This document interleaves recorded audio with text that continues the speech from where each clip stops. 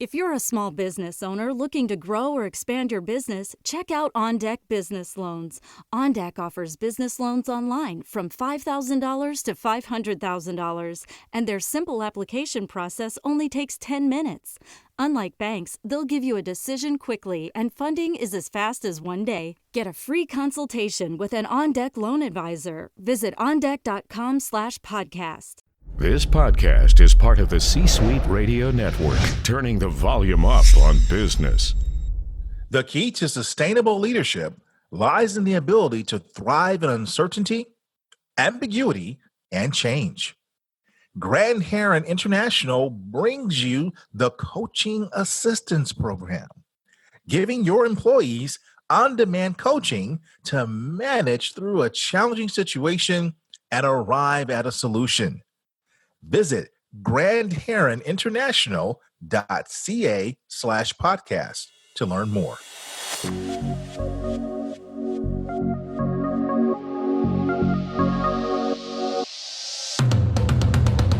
Welcome to the Keep Leading podcast, a podcast dedicated to promoting leadership development and sharing leadership insights. Here's your host, the Leadership Accelerator, Eddie Turner. Hello, everyone. Welcome to the Keep Leading podcast, the podcast dedicated to leadership development and insights. I'm your host, Eddie Turner, the Leadership Accelerator. I work with leaders to accelerate performance and drive impact through the power of facilitation, coaching, and professional speaking. I'm madly in love with my amazing wife. But there's another woman in my life. There's a woman who's always with me no matter where I go. She gives me good directions. She answers all my questions. She's always there for me and doesn't yell at me. Though I must confess, I've yelled at her a time or two. Sorry. Long before I met her in person, she was the voice setting for my GPS in my car, on my iPhone, and all my other Apple devices. My guest today is the voice behind all of that. My friend, Karen Jacobsen, is the GPS girl and the most downloaded voice in the world. She is the Australian voice of Siri and GPS systems on over 1 billion devices around the globe, including elevators, cruise ships, and other software applications. I'm excited to have Karen Jacobsen, the GPS girl, here to talk about how we as leaders can recalculate when we find ourselves veering off course. Karen, welcome to the Keep Leading podcast. Hello, Eddie. Thank you for having me. I can't help but smile when I hear your voice. Oh, that's awesome. Tell my listeners what else I missed. Well, that's interesting. I am originally from Australia. I moved to New York City in the year 2000 and realized my childhood dream. I'm from a town called Mackay near Australia's Great Barrier Reef. And I was tremendously influenced and impacted by Olivia Newton-John when I was small. And I saw her on television when I was 7 years old, and I knew what I wanted to do with my life. I had direction. I knew I wanted to be a professional singer and move to New York. And I have been a songwriter and singer and performer for many years before that fateful voiceover job where I recorded for 50 hours and my voice ended up in 1 billion devices, and that led to creating an empowerment brand and a professional speaking career and led me to you today. Well, how about that?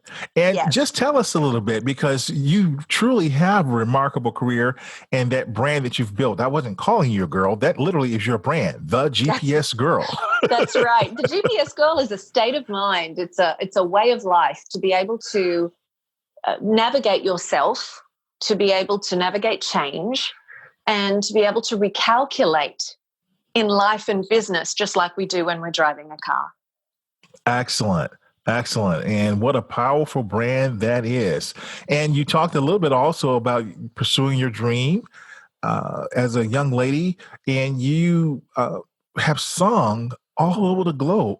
You've sung all over the globe, and you've sung in some of the biggest stadiums in the world. Can you tell us a little bit about that? Yeah, well, I have performed my original songs in concert in venues. I have recorded 9 albums on my own record label and had my songs in different shows and on screen.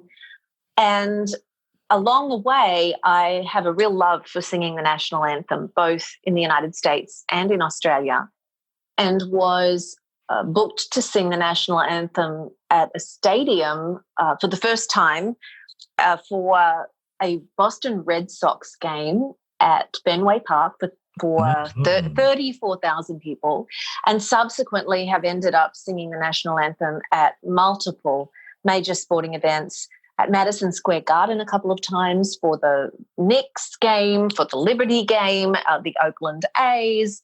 Gosh, I think the biggest one was for the Jets at Giant Stadium for 80,000 people. Oh my, just amazing.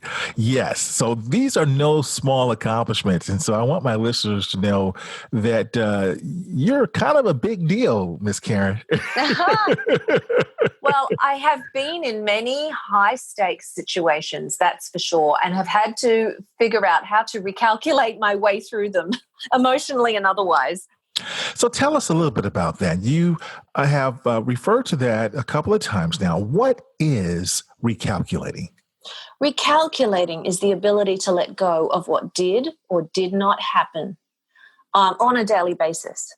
Now, life, we think we have it figured out. We think we have a plan, but pretty much every day, multiple times a day, we are having to course correct, having to make changes, having to deal with rapid change. And this might be in a small way. A meeting may be postponed or cancelled. We might have a travel delay. A project could get shelved that we've been working on for months. There are many ways an individual or a leader can find themselves needing to take stock, have a look at where things are, and deal with consequences that they did not necessarily expect. And I find to be able to stay emotionally even through those kinds of experiences is something that can really set a leader apart. Wonderful. Now, you refer to also what literally happens, quite frankly, when we are driving. And I always say I'm the reason GPS was invented because I'm horrible at directions. I get lost anywhere I go.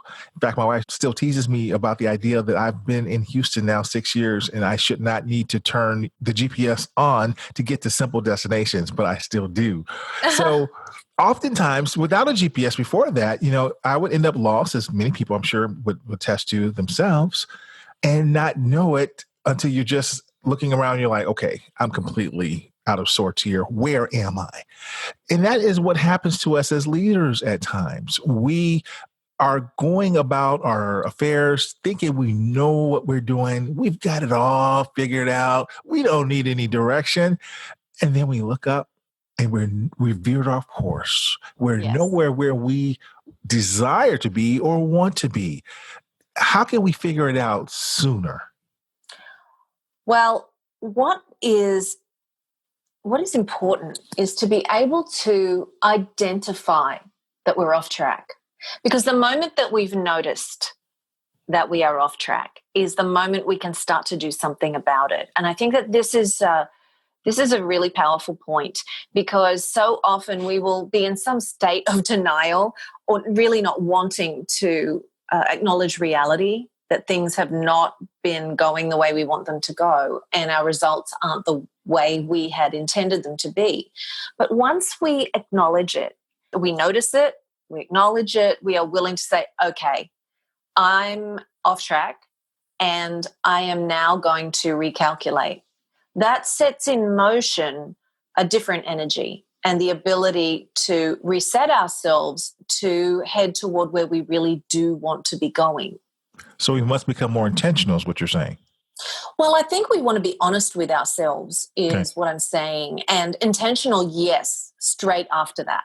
But it can come as a surprise to us when things aren't going the way we want them to go, because so often we have good intentions and we have a plan and we're working that plan, but the circumstances are not aligned with what we are wanting our outcome to be. And when that happens, it can take us longer than we would like to recognize it. So when we can shorten that time frame and be able to identify it, the more quickly we can then recalculate. We can have a look at what is working and what is not working. We can be willing to change direction or take different actions. We can clarify our destination. We can look toward where we thought we were headed and make a decision. Are we still headed there? Or has this new information that's come to light, does that mean we are now shifting our destination? So I teach a 5-step recalculating process, and they are the first few of those steps. Very important to be able to build our ability to work through that process quickly and, as I said, in an emotionally even way, because our emotions are what will take us out, Eddie. Every time we get caught up in the drama, it is such a human condition. And if we are able to notice that that's what's starting to happen, a powerful leader sets the tone for their team and their organization. And when there is a lot of activity, a lot of uncertainty in a space, when the leader is able to provide that stability, it's a tremendous marker for those around that leader to remain calm and be able to quickly move through to the new plan, whatever that plan might be. Interesting. So now I'm intrigued. What are the 5 directions for your recalculating process that you teach? Well, the first is to notice that you are off route. The second is to be willing to change direction. And being willing is the most challenging part or challenging step of this process, because we don't generally like to admit that we didn't do the way it was designed, that things haven't unfolded the way we wanted them to. We want to hold on, we want to hang in there. But when we're willing to change direction or to try something new, there's an incredible humility and power in that step. So you said I can't be stubborn and say, I've got it. You can, but you're just maybe sometimes delaying the ability to turn things around. Okay. The third direction for recalculating is to clarify your destination. The fourth, once you know, okay, I am on the right track and I'm going to continue to take these steps, or I need to shift the outcome that I'm after. The next step is to embrace the steering wheel. And that step's really about moving from the passenger seat to the driver's seat, getting ourselves ready to go for it. It's almost like having that moment for a mind shift, a powerful shift, so we can then say, okay, I'm geeing myself up, I'm getting ready to go for it.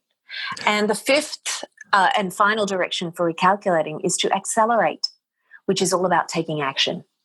You can't see me smiling, but I use that illustration all the time in my coaching practice, shifting my clients to get out of the passenger seat or out of the back seat into the driver's seat. So I am just smiling from ear to ear. Very good. Well, thank you for sharing those 5 steps with us. So notice, be willing, clarify your destination, embrace the steering wheel, and accelerate. Accelerate. Fantastic. Well, Karen, we're going to pause briefly for a word from our sponsors. But before we do, can you just say for me one time as we go to break what you say when we are off course? Oh, that very special magical word. I can. Recalculating. I love it. Thank you. We'll be back in a moment after word from our sponsors. We're talking to Karen Jacobsen, the GPS girl. This podcast is sponsored by Eddie Turner, LLC. Organizations who need to accelerate the development of their leaders call Eddie Turner the Leadership Accelerator. Eddie works with leaders to accelerate performance and drive impact. Call Eddie Turner to help your leaders one-on-one as their coach, or to inspire them as a group through the power of facilitation or a keynote address. Visit EddieTurnerLLC.com to learn more. Hey, this is Dave Sanderson. You may know me from being the last passenger off U.S. Airways Flight 1549, The Miracle on the Hudson, from the movie Sully. And you're listening to the Keep Leading podcast with Eddie Turner. We're back, everyone. We're talking to my friend Karen Jacobsen, the GPS girl. And that is her brand because she is the voice behind over 1 billion downloads around the world, where her voice is a part of Siri on Apple mobile devices. She's in elevators, she's on cruise ships, software applications, you name it. You've heard her voice. And so let's hear more of her voice and more of her wisdom. Before the break, Karen, you were telling us about recalculating in your 5 directions, your process that you have created for us. But there's something else that you've talked about in the past, and I would love to get more insight on. Can you tell us what you mean when you talk about listening to your inner GPS? How does this apply I'm to so leaders? happy you asked. Well, there are a lot of different descriptions for what I like to call my inner GPS.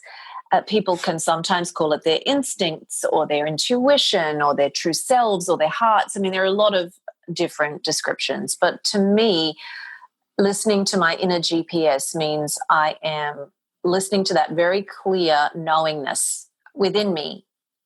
And when I'm speaking to a group at a conference or an event of some kind, I will ask them, you know the times when you want to make a move in your life or in your business, and everyone around you has an opinion about that move that you want to make. And sometimes we will listen to the opinions of others and allow that to drown out what we were thinking of doing. And sometimes we will even go with what the crowd suggests is the way to go.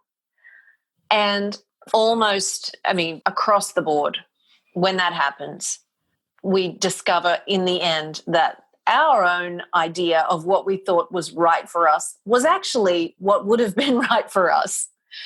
And then there are consequences to that. So I really encourage people to get quiet with themselves, to really get clarity on what the next move is to make, on what the decisions are and the priorities are that we have for our own lives and our own businesses, because it is very easy to get swept up in the overstimulation of modern life.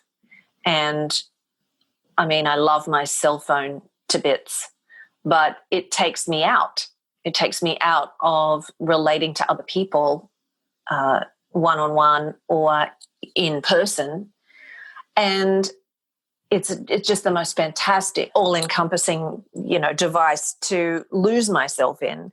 And yes, I'm connecting with lots of people from all over the world through that device, but I really have to monitor myself and be able to have enough quiet time away from electronics, away from noise, even from listening to music, or walking along a street where I'm seeing billboards and being a part of traffic, so that I can truly hear myself think. It's very interesting to hear you say this, Karen. I heard you refer to your inner GPS before, but I'm glad I asked because I didn't really understand fully what you meant. And to now hear your definition, wow, I have more in common than what I realized, because in my work as a coach, and in fact, just yesterday, I was working on a module that I'm going to be delivering very soon. And we go through this idea of, when it comes to coaching, what we need to do sometimes in terms of quieting down these other voices, and sometimes our own voices inside of our head. So when you say that you encourage people to get quiet, to turn off some of that overstimulation that's happening because of our devices, that really resonates with me. And it does lead people to clarity. Yes. Yeah, we always have the answer for ourselves. Sometimes there's a lot of noise and mud between us and that answer. Mm-hmm. But that is as a result of that overstimulation. And when you can stop the action and listen, and sometimes it really takes something, and sometimes it really takes time. But ultimately, we really do have all the answers for ourselves. One of the other ways that they come about is in conversation, in actual conversation, voice-to-voice conversation. Absolutely. Absolutely. So I often refer to it as intuition, but I love the fact that, as you would, because this is your brand, Right. listening to your inner GPS. I love it. That's right. And it really is a leadership quality. It's a leadership Yes. competency, quite frankly. I'd say moving up from quality to an actual competency. Because to your point, there are times in every leader's life, be it in a relationship where we knew this wasn't the right person for us, or a particular hire that we made, or whatever the case may be. But as leaders, sometimes we move with the tide of popular opinion, Right. as opposed to what our gut, our intuition, or in your parlance, inner GPS is telling us to do. Absolutely. And it's a courageous leader who is willing to make change and do so with velocity. And it's no small task to realize that a team has been working on a project for months, and to be able to recalculate midway if the leader has become aware that that project has no relevance now because of changes that have happened in the industry. And I see this happen time and again.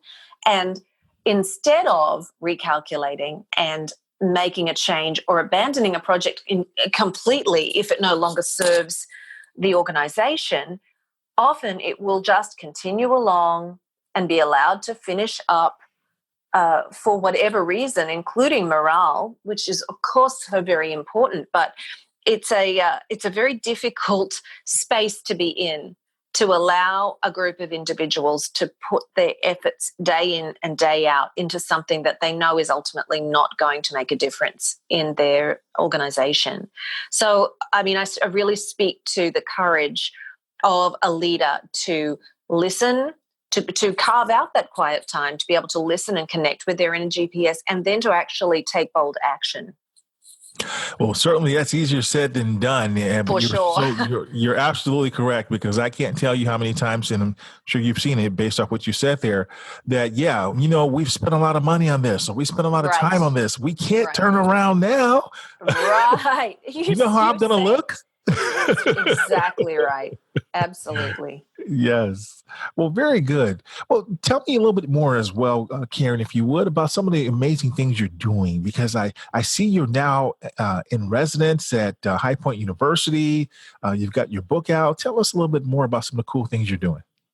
Well, my partnership with High Point University began several years ago, and I am currently the artist in residence, the global artist in residence there. And what that means is I make frequent trips to High Point, North Carolina, and work with the students. And I have given classes and mentoring sessions in the music department, in the entrepreneurship area, in business, with women in business. And it's just truly heavenly to be there and to be able to just to work with young minds and hearts, be able to share my experiences, to hear where they are finding they are dealing with challenges, and to offer some of my learnings over the years and share the message of recalculating, and to remind them that as wonderful as college years purportedly can be, there is a whole world and future out there waiting for them, and that at some point they will really be truly able to make their mark.